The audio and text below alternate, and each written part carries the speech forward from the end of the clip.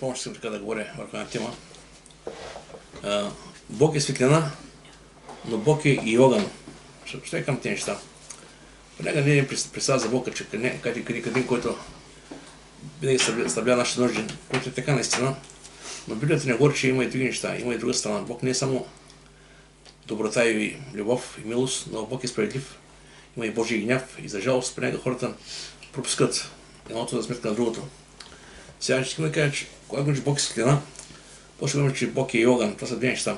Но искам да кажа, че функцията на светлината е да осветлява и да води, а докато огън е да изгаря и да гори. Искам да кажа, че ако човек пропусне светлината и не ще се окаже в огъня за жалост, това е, макар че звучи алегорично, това е самата истина. Светлината е Христос.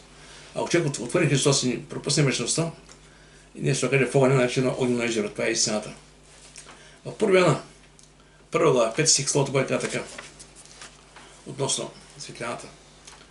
Известието, което чухме от него, и възвестяваме над вас е това, че Бог е светлина и в него няма никаква тъмнина. Сега говори, че Бог е светлина, тук трябва да че самата светлината е, че Бог е свят и то абсолютно свят, прави да е чист. При Бога няма никаква тъмнина, при Бога няма никакъв грех. И като хора, сега да кажа, живеем в този свят, виждаме много неща наистина, виждаме добри неща, виждаме лоши неща и едва не свикваме с живота, който живеем.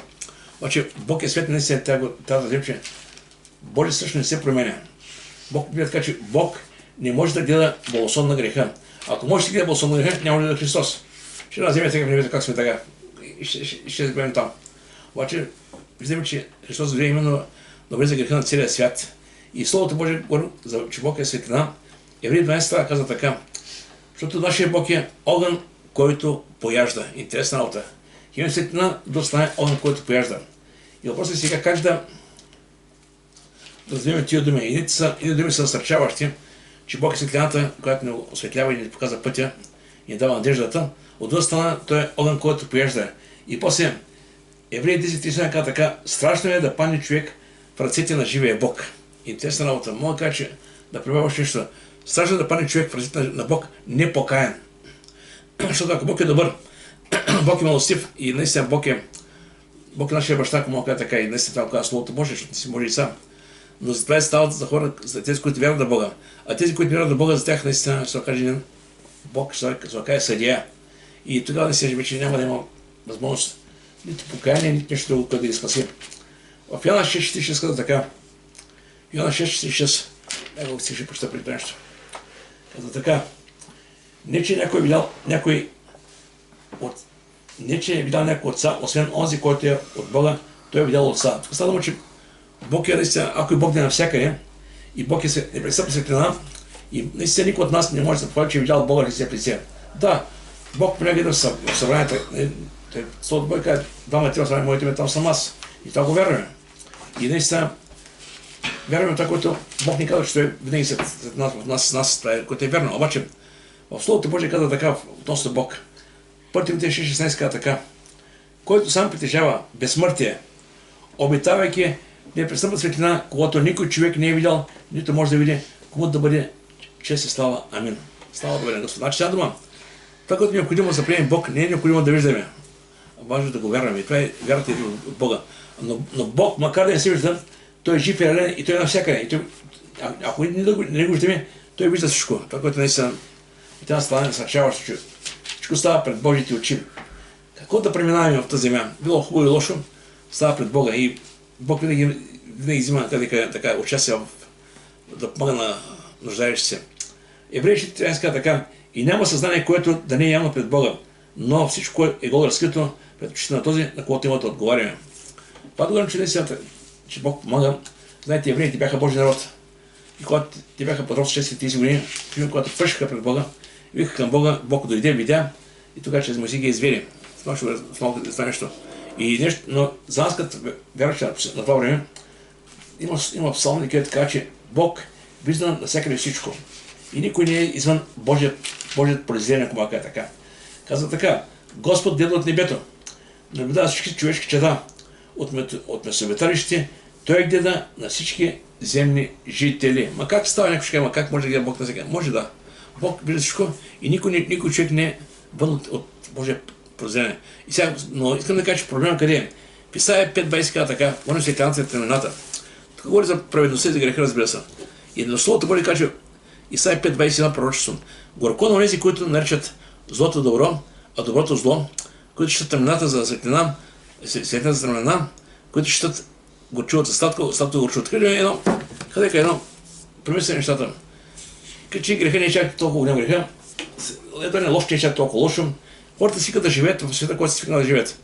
И понякога и с лека ръка, наистина си решаваме кое е добро и кое е зло. Но зато имаме Слово Божие, там е критерият, Бог е критерий, казва кое е добро, кое е зло.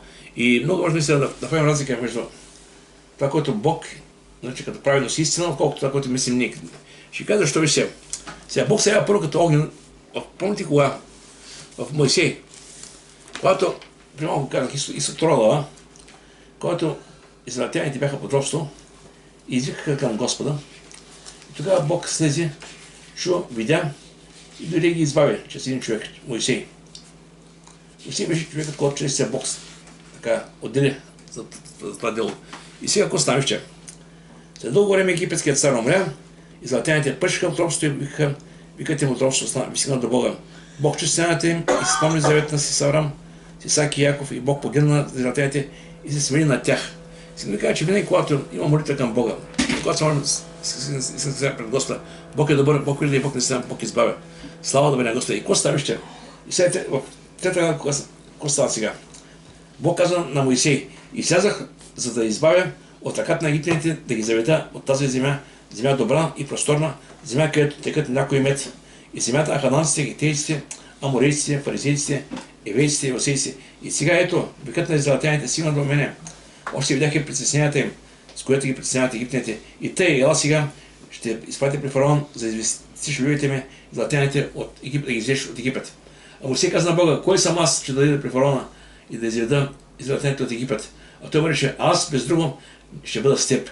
И ето ти знак, че аз съм те изпратил, когато заведеш народът от Египет, ще послушаш на него Бога на тази планина. И тук виждаме, не се после виждаме, че много чрез знамение Бог направи и не се изведе израелтяните оттам. Сега, винаги има причина. Причината беше робството. Следствието тук беше, целта беше да бъдат извадени, извадени оттам. И сега да кажа, че като цяло човечество, това е Божие творение. И Бог не иска никой да погине в незнание. Бог иска всеки един човек да го потърси, да го познае, да го намери, да спаси душата си. И Бог не се понякога разтегне времената по цвета на земята, за да може хората да разберат, че имат нещо добро за тях. И нещо, което трябва да сега. Тук Бог се появи на Моисей като огън. Една капена гореше, а капената не изгаряше. Наистина тогава оттам Господ каза Моисей, го стои при него. Но друг момент, в който Бог се явява израелтяните като огън, е момента, в който ги изкара от из Египет и ги доведе до планината Хорив. И тук в тази планина, малко преди да се явя тях, говори на Моисей. И това са много конкретни думи. Той казва така. Вие видяхте какво направих на египтяните и как вас носих на орло и крилан и доведах ви при себе си. И тъй, ако наистина ще гласа ми и пазите завета ми, то повече от всички народи ще бъдете мой избран народ, защото мой е целият свят. И виждаме същата глава, 19 глава, става нещо чудно, Бог се явява на планината, но как се явява, вижте сега. Не се явява в нещо, като някаква красота, нещо, като нещо гръмове, светкавици, гъст облак в планината и много силен тремен глас и целият народ, който беше стана под трепера. Тогава Моисей изведе народ, останалата да посрещна Бога и стана под планината, а 17-та планина беше цялата в дим, защото Господ беше в огън на нея. Виждаме, ето Бог се явява на своя народ като в огън. И тогава малко по-късно даже израелтяните се оплашиха и казаха, Моисей, нека Бог да говори на тебе, ти говори на нас, да не би да отидем при Бога и да умрем.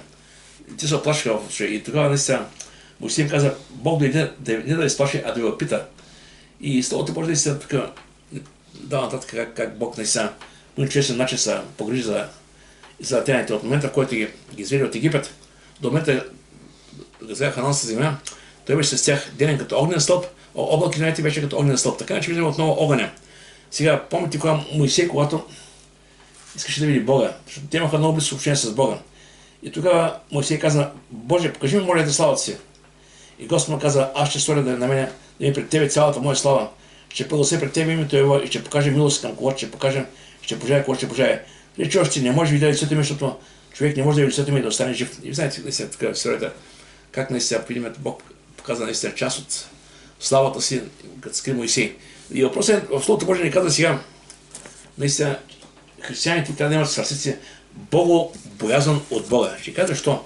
Понякога мислим, че едва не Бог е толкова много добър, че каквото да правим, едва не няма проблем. Бог е добър. Бог е добър, Бог милостив, едва не някак си живим с тази мантра, ако мога така, че какво да вършим, понякога Бог е добър, той ще ни прощава винаги. Виж сега. В Словото Божие Исус Христос предупреждава. Предупреждава, че наистина християните трябва наистина да бъдат сериозни в пътя с Господа. И тук каза така, това Исус говори на апостолите и на учениците. А на аз, моите приятели, казвам, не бойте се от тези, които бият тялото, а след това не могат нищо да направят. Тук става дума, че понякога не се боим от хората, боим се от много неща в този свят. Да, нормално е, човек. Обаче, Словото Божие каза така, но ще преди отколкото се боите. Бойте се от онзи, който е бил. Има власт да хвърли пъкъла. Да, казваме от него си. Знаете ли кой е отколкото се боим? Някой мисли, че това е дявола. Не от дявола. Да боим от Бога. Защото Бог е този, който разпитава кой ще бъде. Така че сърцето на християните трябва да намина страхопочитание, богобоязан. Сега в Новия Завет вижте, никой не се развиват, Бог, никой не може да види Бога. Така че го гледа като облак, като огнен стълб. И това беше наистина в Стария Завет. В Новия Завет има една личност, която изяви Бога. Това е Христос. Аз скоро говорих за това и напак ще спомена някои неща.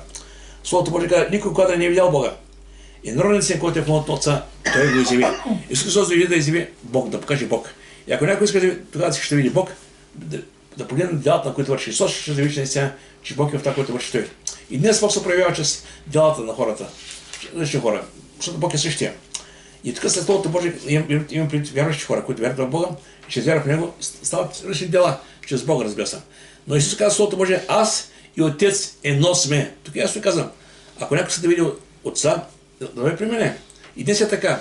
Някой казва така, нали, има много религии, които говорят за Бога. Има много религии, които говорят за Бога, но има само един истински Бог и един път към Бога. Това е Христос. Исус казва, аз съм пътят, аз съм истината, аз съм и живота и никой не дохожда при Отца, освен чрез мен.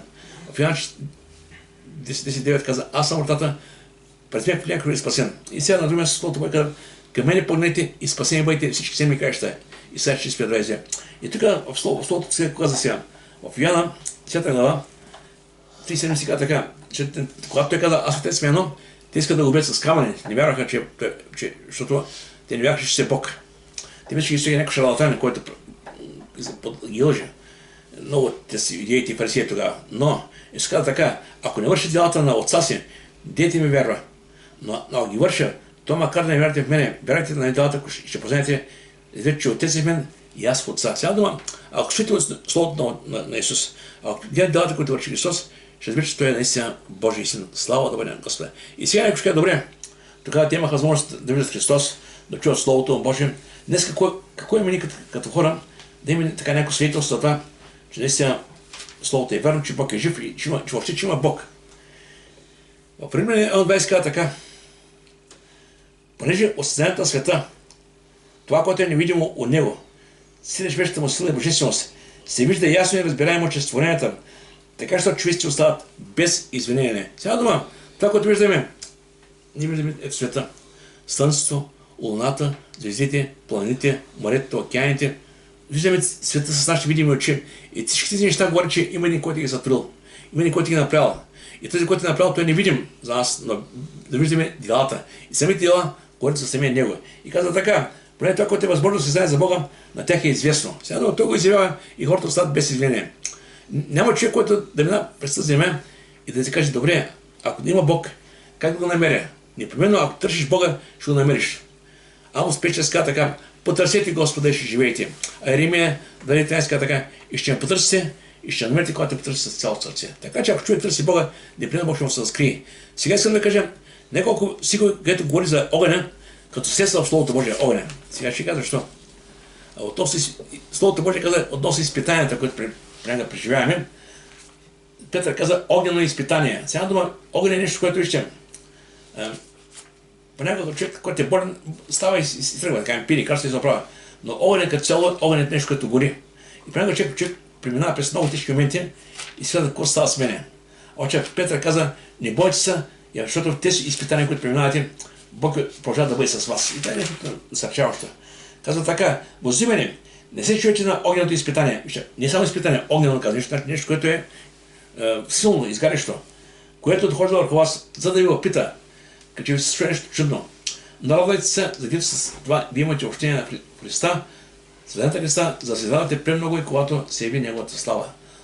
Малко трудно човек да бъде в тежко състояние, в трудно състояние и да се радва. Сега много хора говорят истина, така, радвайте сама, нали, не знае колко е трудно човек да се радва в такова състояние. Но въпреки това, бие така, че съседите да е мир в Господа, знаем, че Бог е с нас и ако нещо допуска в нашия живот, има някаква цел. Нека Господи да и нека бъде Твоята воля. Така че понякога сега нещата се виждат много тежки и трудни, обаче в Словото Божие в Тимотейка, Словото казва така, всички, които искат да живеят Богослужи, бъдат горени. Не го разбира той стих. Всички, ако се живеят Богослужува. На цяла дума, човек може да им покрай капките, може така да кара по-неглижен, обаче който следва сериозно Господа, ще има проблеми. И сега, първо Петро 1.7 казва така, сил изпит на вашата вера, което е по-скъпо ценно злато, което гине, но пак се изпита чрез огън, да излиза за хвала и слава на почест, която се види. Виждам, целта е на огнените изпитания да Исус се изрази в нашия живот. Има неща, които трябва да изгорят. Има някои стари навици, пороци, грях, неща, които наистина не по-човешки, може да ги осъзнаем, но Бог ги знае. Ще дадем пример сега в Словото Божие. Йов, помните Йов, това е страдалец, много предкеме. Йов страдалеца. Не се е така. Аз не познавам друг човек, който е стал от него. Обаче същия този Йов, какво направи вижте? Похули ли Бога? Да каже, Боже, какво става бе? Аз уж съм праведен, уж вярвам в Тебе, уж живея праведен живот, не върши нищо лошо, да той си помагам, всичко върши добро. Види ми какво да види главата ми. Загубих всичко, загубих децата, загубих богатството, останах нищо. И в един даже имаше рани по тялото си. Обаче, какво направите? Виж сега. Жена му каза, Йов, похули твоя Бог и умирай вече, сега толкова. Обаче всичко, той кога сега. Тогава Йов стана, раздаде дъхата си и обръсна главата си. И като падна на земята, се поклони. Виждаме, отново се поклони на Бога, въпреки тежко състояние. И каза, гол, излязах от отробата на майка си и гол се превърна там. Господ даде, Господ взем, да бъде благословено Господното име. Във всичко това Йов не се греши и не обвини безумно на Бога. Това е наистина много труден момент, в който човек, когато изпадне в нещо, казва, вече не вярвам. Чул съм много хора, които казват, когато загубят нещо близка, вече казва, не вярвам нито Бог, нито никога. Да, наистина човек изпадна в такива състояния. Но, виждаме, че в случая Йов, какво направи? Йов каза, Йов продължи да вярва в Бога, въпреки всичко, което преживя. В Йов 13 каза така, Йов 13-15 си изпах. Ще почуш, че веднъж някой да ви сигурен. Защото е важно наистина вярата да расте, да се укрепява в тези неща. И когато преминаваш през изпитание, и нужда знаеш, че Божие Слово предупреждава. Ако да му убие той, аз ще го чакам, но пак ще защитя пътя си пред него. Сега да виждаме, че той беше готов на всичко. Сега виждаме още една история. Той ме скоро говори за Даниил, 3 глава 19-21, когато цар Навуходоносор направи огнен стълб, образа направи и каза, който не се поклони на образа, ще бъде хвърлен къде? В огня. Огнен пеш. Виждаме отново огън.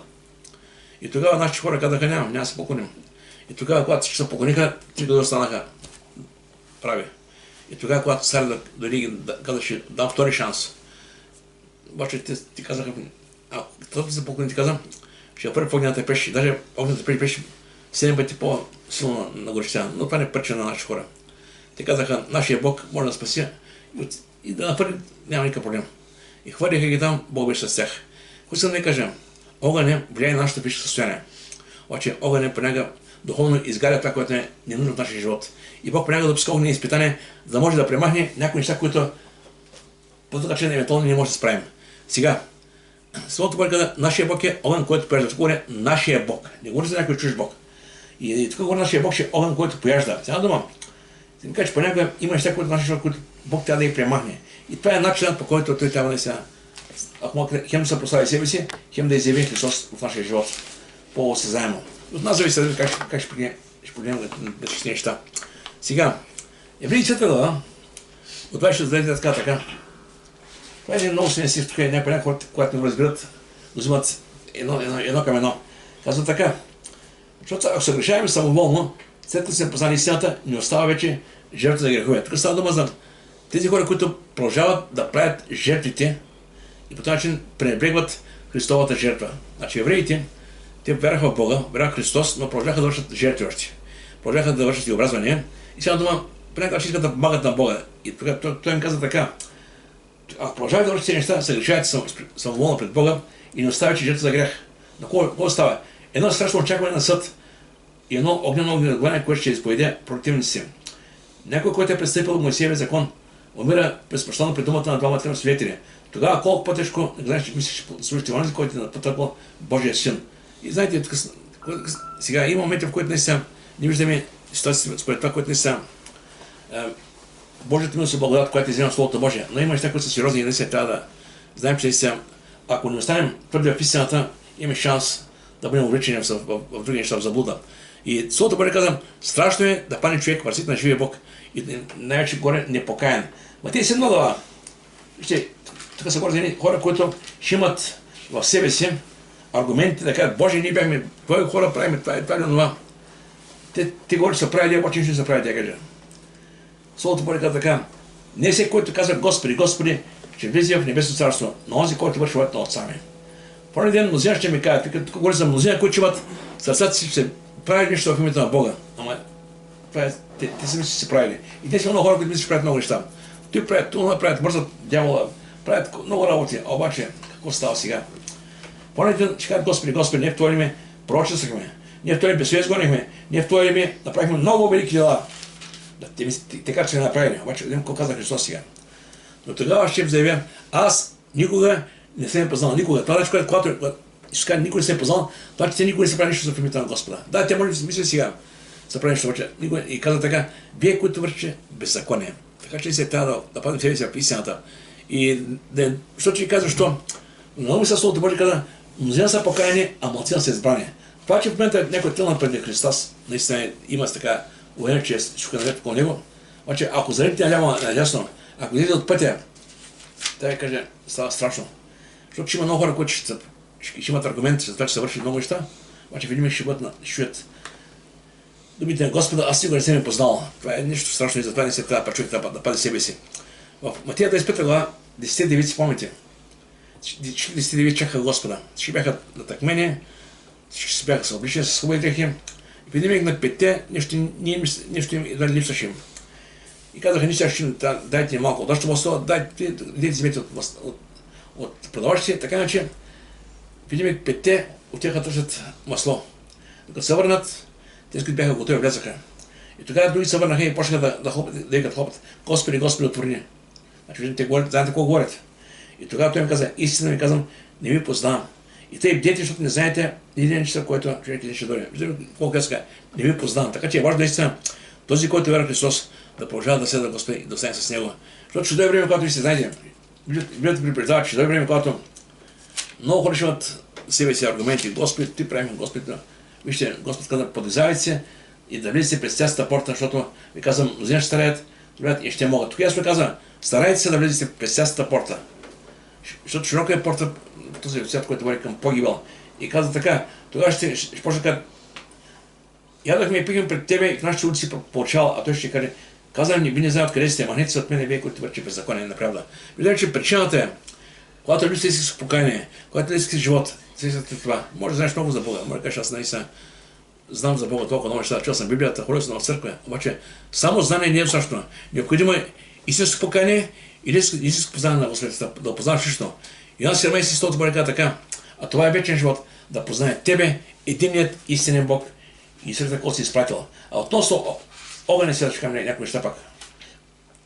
Светлината като цяло е нашия Господ Христос, благата вест. Това е светлината. Обаче ако човек проби светлината, идва следващата стъпка, краят е огъня. И тук ще го кажа сега. В 2 Петрова 3:7 стих.